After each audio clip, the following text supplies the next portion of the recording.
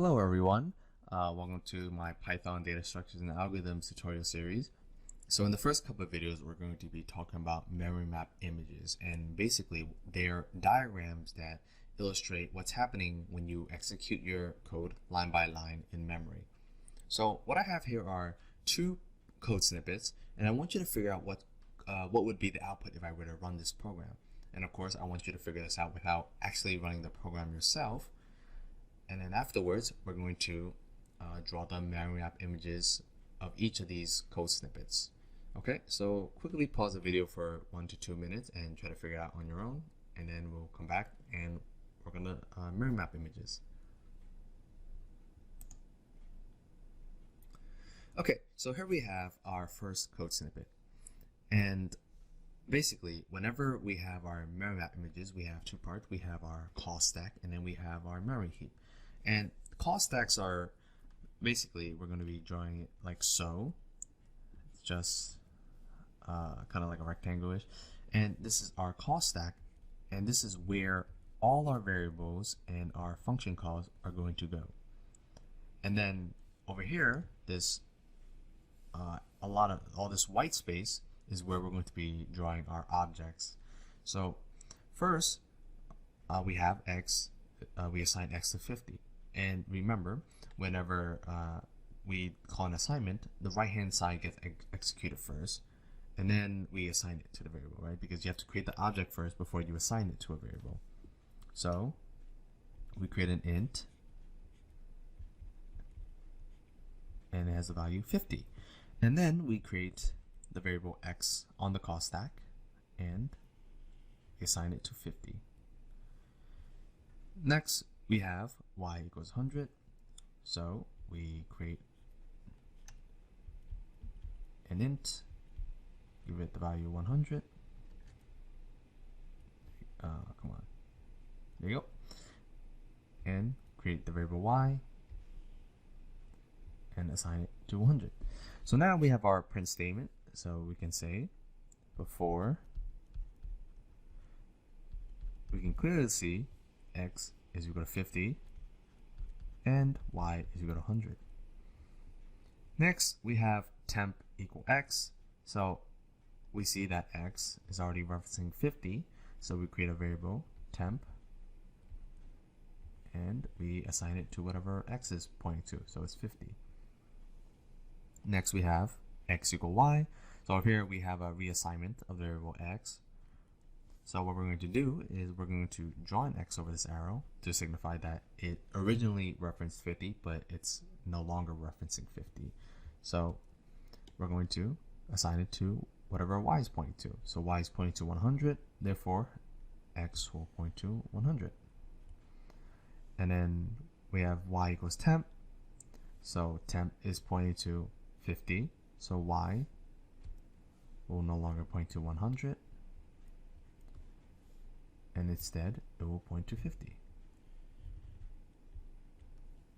So at the very end, we see that after we have x equal 100 and y equals 50. So you can see that the variables x and y swap the values. So we have our temp variable here.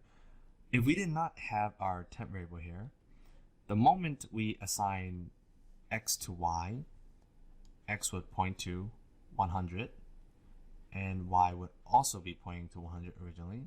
So when we execute y equals x, so we try to do something like this, we say x equals y, then y equals x, y would just be pointing to itself, which is why we need this temp variable to store the original value of x so that we can safely change x to y, and then we set y to the saved value 50.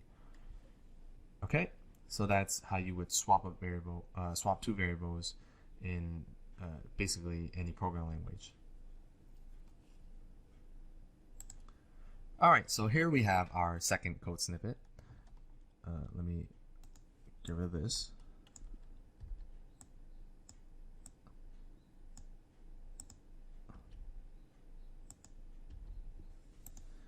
Okay, so we're going to be drawing our memory map image again, and we need our call stack.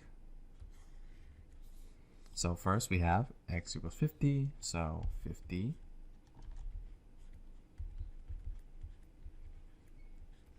And we create a variable x on a call stack and point it to 50.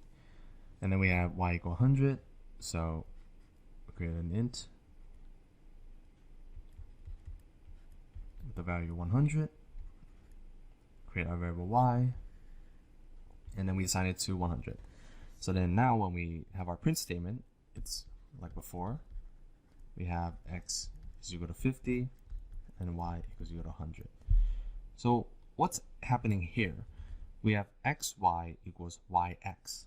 So for those of you who are already familiar with Python, you might think of this as, oh, this is the Python swapping syntax. And you would be correct in saying so, but how does it actually work? Is it doing x equals y and y equals x one after another?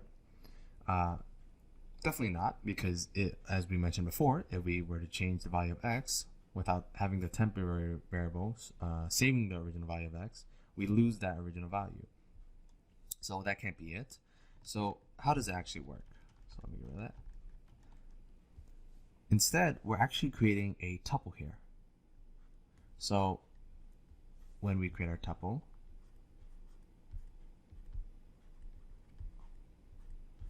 it has two values, so one at index 1 and one at index 0 and one at index 1. And the value at index 0, which is the first value, gets whatever y is. So it points to 100, and then at index 1, it points to 50. So then afterwards, we have this, what we call parallel assignment, and it's parallel assignment because it looks like you're doing x equals y and y equals x at the same time, but it's actually not executing at the same time. Right? It's doing so with a tuple. So in Python, this is called Tuple Packing. We have x, we're changing the value of x to the value at the 0th index of this tuple. So x no longer points to 50, and instead it points to index 0 of the tuple, which was originally the value y. So it points here to the value 100, and then likewise y will be pointing to the second value in the tuple.